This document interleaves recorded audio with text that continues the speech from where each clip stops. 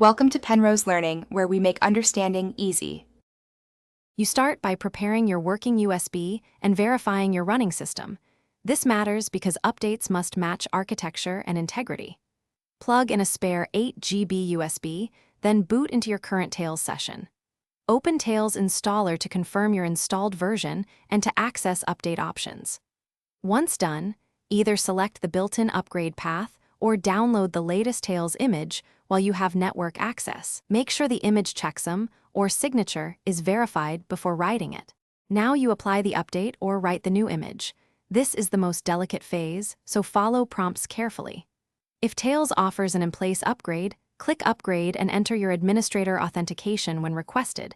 The installer will patch system files. If you use a fresh image, verify its checksum or signature, then use Install or Clone to write to your target USB. Once started, wait for writes and verifications to complete and avoid interrupting power or removing the drive. Finish by validating the updated USB. This confirms success and prevents surprises. Shut down, remove any other boot media, then boot from the updated USB and check the Tails version on the welcome screen. Make sure your persistent storage mounts and your expected settings persist.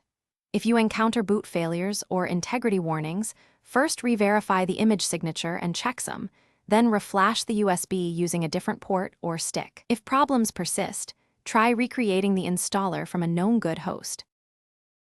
Thanks for watching. If this was helpful, leave a like and consider subscribing. See you next time.